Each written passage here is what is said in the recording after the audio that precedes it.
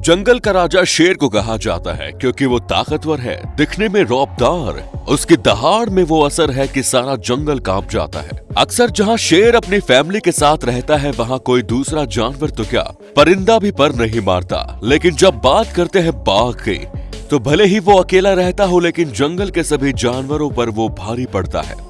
ताकत, फुर्ती और स्टेमिना की बात करें, ये शेर से कहीं कम नहीं ठहरता। तब सवाल ये उठता है कि अगर इन दोनों की लड़ाई हो जाए तो जीत किसकी होगी। हमारे इस वीडियो में आखिर तक बने रहिएगा दोस्तों। आज हम वर्चुअल प्लेटफॉर्म पर दोनों की लड़ाई कराने जा रहे हैं। वैसे अगर आप किसी की जीत को लेकर प्रेडिक्शन करना चाहें तो कमेंट बॉक्स में शेर या टाइगर जरूर लिख सकते हैं। तो आइए शुरू करते हैं इन दोनों जानवरों का कंपैरिजन। वैसे आपको बता दें कि शेर और टाइगर दुनिया के अलग अलग हिस्सों में पाए जाते हैं। शेर अफ्रीका में पाए जाते हैं और टाइगर एशिया और यूरेशिया में पाए जाते हैं।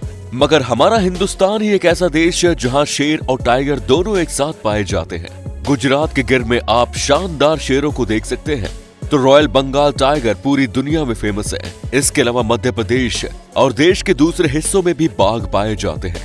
ऐसी सिचुएशन में अगर इन दोनों की लड़ाई होती है तो मैदान हमारे देश भारत का ही होगा। वैसे आपको बता दें कि आज के कानून के मुताबिक आप अपने मनोरंजन के लिए किन्हीं दो जानवरों को आपस में लड़वा नहीं सकते।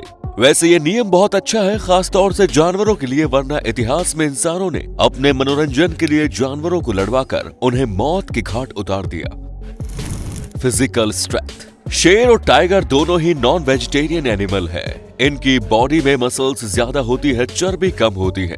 लेकिन अगर कंपेयर करें तो बाघ के शरीर में ज्यादा मसल्स होते हैं। इसके मसल्स फाइबर ज्यादा डेंस्ड होते हैं, जिसकी वजह से इनके मसल्स की स्ट्रेंथ भी ज्यादा होती है। यानी कि शेर के ऊपर 1400 पाउंड का फोर्स अप्लाई कर सकता है ये। यानी ऐसी सिचुएशन में बाघ अपने मसल्स के पावर से शेर को मात दे सकता है।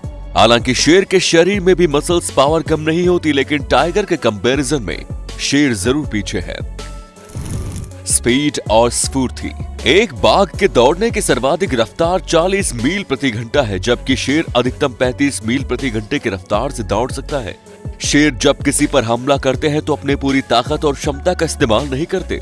उनका मकसद ज्यादातर सामने वाले को डराना और उसे खदेड़ कर भगाना होता है। या फिर यूं भी कह सकते हैं कि इस मामले में शेर थोड़ा सा आलसी होता है। जबकि टाइगर की बात करें तो वो जब भी किसी पर हमला करता है तो अपनी पूरी ताकत और कैपेसिटी को यूज करता है। उसका मकसद सामने वाले को केवल डराना नहीं होता। शेर अक्सर शेरनियों के समूह में रहते हैं।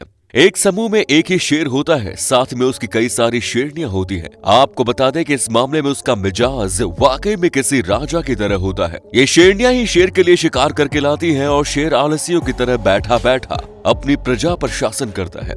जबकि टाइगर हमेशा अकेला रहना पसंद करता है। वो अपना शिकार भी अकेला करता है। वो फीमेल टाइगर के साथ तभी देखा जाता है जब उसे मीटिंग करनी होती है। इसके अलावा वो अपने इलाके में अकेला ही घूमता है। यही वजह है कि टाइगर को हाइपर अग्रेसिव एनिमल माना जाता है, जो विदाउट एनी रीजन किसी पर भी हमला कर सकते हैं। ये जितने अग्रेसिव होते हैं उतने ही डेंजरस होते हैं। अगर इन्हें कोई छोड़ दे तो उसे वो बिल्कुल भी नहीं छोड़ते। लड़ाई के लिए अग्रेसिव नेचर और डेंजर की जरूरत होती है। वो शेर के मुकाबले बाघ में ज्यादा होता है।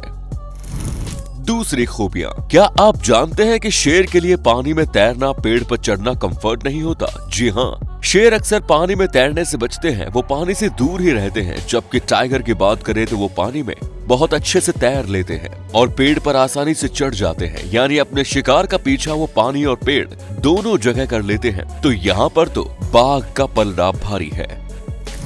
अब है साइज एंड वेट।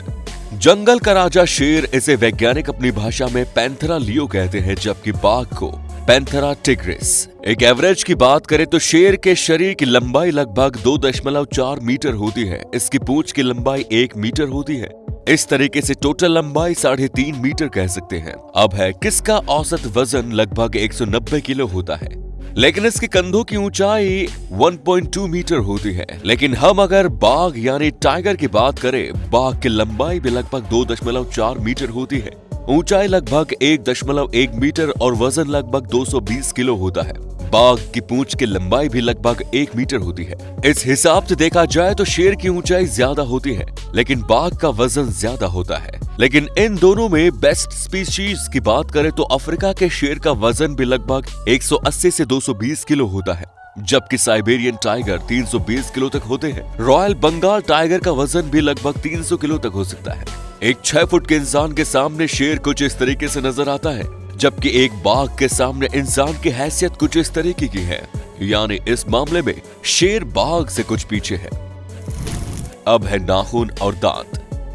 यूं तो ये दोनों ही जानवर अपने शिकार के लिए बहुत ही बेरहम और क्रूर होते हैं, लेकिन जब इनके आपस के कंपैरिजन की बात हो रही है तो बाघ के नुकीले और लंबे दांत किसी भी जानवर की स्किन को फाड़ते हुए हड्डियों का भी चूरा बनाने के काबिल है। एक बाघ 180 किलो की पावर वाली बाइट के साथ अपने 78 mm के लंबे दांत हमला करने के लिए इस्तेमाल करता है। बाघ की बाइट फोर्स का अंदाजा आप इसी बात से लगा सकते हैं कि 7 फुट की शोल्डर हाइट और 1500 किलो के वेट वाला गौर बाघ का फेवरेट फूड आइटम है। दूसरी तरफ अगर आप एक शेर के कैनाइन को कंपेयर करें तो वो अपनी जड़ों से 180 किलो वाला बाइट फोर्स अप्लाई करता है और उसके 70 mm के नुकीले दांत शिकार को चीर के रख देते हैं। दोनों के नाखूनों को कंपेयर करें तो बाघ के 4 सेंटीमीटर के नाखूनों के पकड़ से शिकार का बचना मुश्किल है और एक बाघ अपने नाखूनों का बहुत ही चतुराई से और घातक इस्तेमाल करता है। टाइगर नेचुरली अपने नाखूनों का इस्तेमाल एक बेहतरीन बॉक्सर की तरह भी करते हैं। तो हमारी इस बातचीत का कंक्लूजन ये निकलता है कि बाघ के मुकाबले शेर के पास बाइट फोर्स और दांतों की लंबाई कम होती है। इसके साथ ही उसके नाखून भी बाघ के कंपैरिजन में छोटे होते हैं, यानी शेर के मुकाबले बाघ के पास ज्यादा खतरनाक वेपन होता है। अब आप ये सोचने लगे होंगे कि अगर इन दोनों की फाइट हुई तो निश्चित ही टाइगर जीत जाएगा। तो थोड़ा सब्र करो भाई, पिक्चर अभी बाकी है। किसी ने कहा है ना कि मोहब्बत और जंग में सब जायज है। इस मामले में शेर का पलड़ा भारी है। शेर के चेहरे के चारों तरफ गर्दन पर जबरदस्त झबरीले बाल होते हैं, जिसकी वजह से इसे बब्बर शेर भी कहा जाता है। ये जब खुर्राते हुए अपने दांत दिखाते हुए हवा में पंजों को लहराते हुए आगे बढ़ता है तो ये अपने एनिमी को साक्षात मौत नजर आता है और इसके डराने का ये अंदाज इसे सामने वाले पर भारी पड़ता है। इस तरीके से शेर खतरनाक दिखता है। शेर और बाघ की बात हो, लेकिन अगर उनकी दहाड़ की बात ना हो तो ऐसा लगेगा जैसे कि किसी ने चाय में चीनी ही नहीं मिलाई। शेर की दहाड़ पूरे जंगल को डराने के लिए काफी है, जो जंगल के हर एक छोटे बड़े जीव को ये मैसेज देती है कि ये किंग है, यहाँ है। इस मामले में बाघ की दहाड़ कुछ कम पड़ जाती है। शेर के पास एक और प्लस पॉइंट है, वो हमेशा अपनी शेरनियों से घिरा हुआ रहता है और इस कंडीशन में अगर बाघ ने शेर पर हमला किया तो ये मानकर चलो कि उसे पूरे ग्रुप का सामना करना पड़ेगा। फिर सारा का सारा ग्रुप मिलकर एक बाघ को बड़ी आसानी से मार सकता है। शेर और बाघ की लड़ाई में विनर करने के लिए हमने उनके व्यापार, फिजिकल कैपेसिटी, स्टेमिना, टेक्निक और लाइफस्टाइल जैसी चीजों को कंपेयर कर लिया है। आइए कुछ हिस्ट्री की बातें भी कर लेते हैं। पुराने रोमन एम्पायर में लोग अपने मनोरंजन के लिए शेर और बाघ को एक सर्कस के घेरे में लड़ने के लिए छोड़ देते थे। जीतने वाले पर बाजियां लगती थी। रोमन एम्पायर में अक्सर एंटरटेनमेंट के लिए लोग इस तरह के दो खतरनाक जीवों को एक दूसरे के साथ लड़ाया करते थे। कोलोजियम एरिना में अक्सर टाइगर ही जीतते थे और इन तमाम लड़ाई में बाघ के ही जीतने का जिक्र है।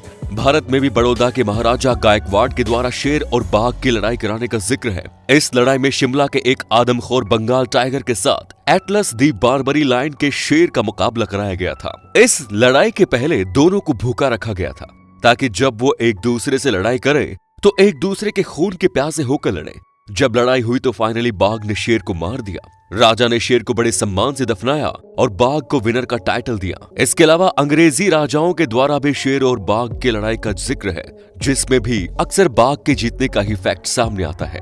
हाल ही में टर्की में शेर और बाघ की लड़ाई का जिक्र आता है, जिसमें बाघ ने शेर के बालों के बीच अपने नाखूनों गड़ाकर उसकी जिगुलर वेन नुकसान पहुंचाया और लगातार खून गिरने लगा, जिससे शेर की मौत हो गई।